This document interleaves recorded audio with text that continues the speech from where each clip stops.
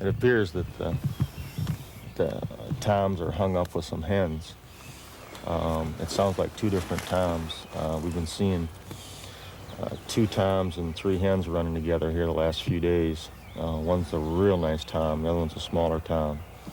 And it's just real tough to get them to break away from the hens, but maybe we can try some different tactics and move around a different area and try it from there. Dan Zakryzik knows there are turkeys here, big toms. His hunting buddy, Larry Kirk, lives across the road, and he's seen these turkeys every day for the past few weeks. He's watched the gobblers displaying for the hens, groups of them, and he's even called to them, watched them respond, the same way you see these toms responding for the rather disinterested hens that amble by. There's hens. There's hens out here and gobblers. You can hear them.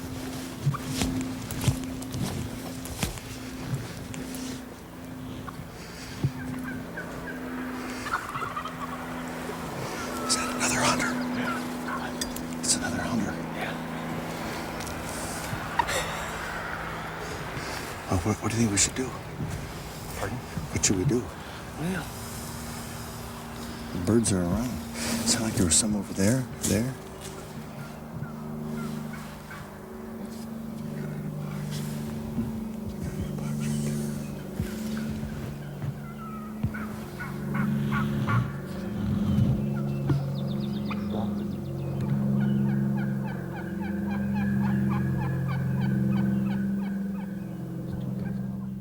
You're listening to what is known as overcalling, too many hunters in a small area making too many calls. Now, the toms do gobble back, but they don't come in. Well, now what?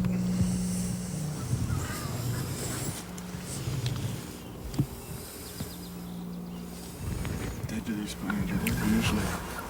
This is the area that we go into over here. We got a couple other guys on the other side there that are calling, so. Oh, they're right out there. right down in front of us. Yeah.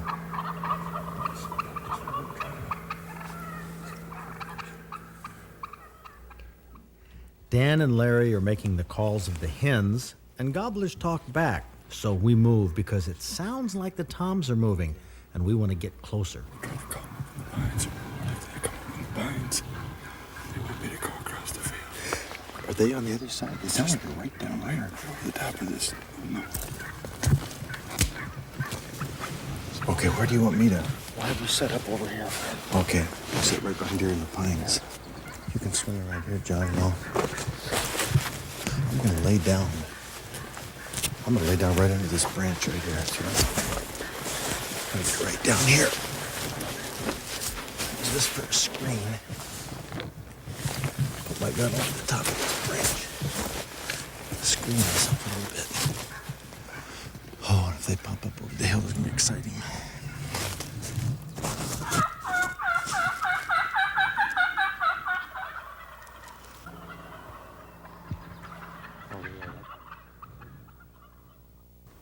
Okay, you can hear the gobblers.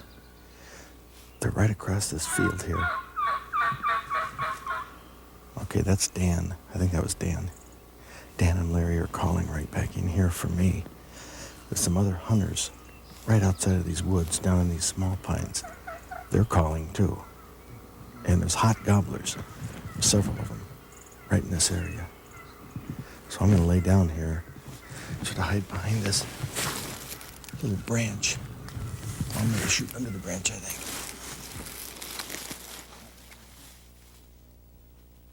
The decoy will distract a gobbler, and I'll only need to move my trigger finger once. It sounds like they're moving around up ahead of us.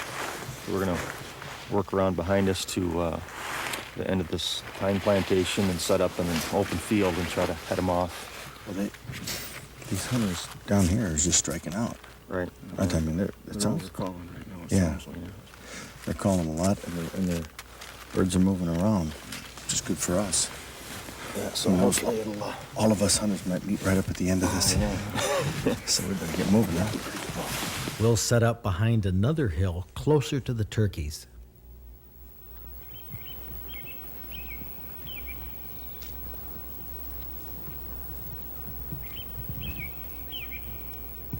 the plastic decoy is set where an approaching tom can see it, he'll move towards it and it'll distract his eyes away from us, or at least that's the plan. Where do you suppose they are right now? Where's your guess? Just see those trees right at the top of the hill? Yeah. Just up above there. Okay. Yeah, because there's another gobbler working over here to the west of us, so. Well, this is our third setup. 35 minutes.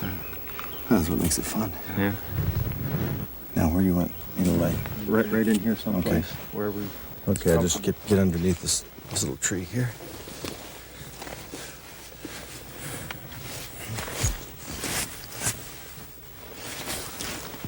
Oh, a little more moisture down here. That's where this Gore-Tex suit comes in handy. Oh, this will be perfect. This will be absolutely perfect.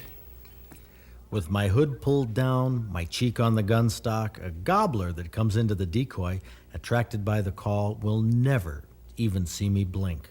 Some of our calls come from this slate.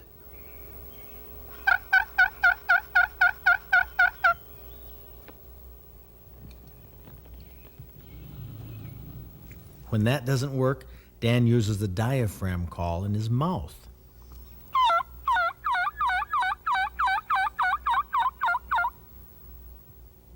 No luck. They might prefer the sound of the box call.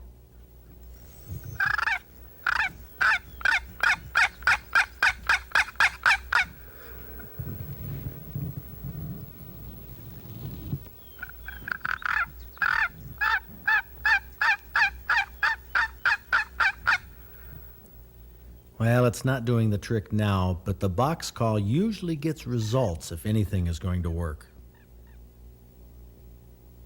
After an hour, we decide it's time to pull up stakes and change our tactics. We head to new territory in the woods where there aren't other hunters, at least for now. Dan has scouted this area numerous times before the season. He knows turkeys come through here on a regular basis. We see the scrapings in the leaves where they've scratched the ground looking for food, for acorns, one of their favorites. The ground is torn up all over this area. Probably a good-sized flock hangs out here. Moments later, Dan discovers the start of a turkey nest.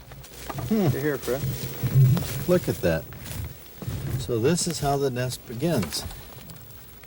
Isn't that the darndest thing they put in here? Debris and so forth. Is that, I wonder if this is put in here or if this is just scraped up. It's hard to tell there. They haven't laid the nest completely yet, so it'll be a while before she starts nesting. But So this is the beginning of the wild turkey nest.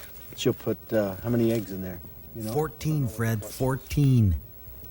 But it's just sitting here out in the open, basically, next to a tree with this little thing hanging over. And right now that hen is out with a tom. Well, that can be a problem sometimes. Usually when a gobbler has hens with him, he can be a bit difficult to bring in with a call. But the first task is to locate these birds. If they won't come to you, you can determine which way they're moving and try to intercept them by calling them and getting them to answer. A tom turkey is often a sucker for a call, and he'll at least answer back.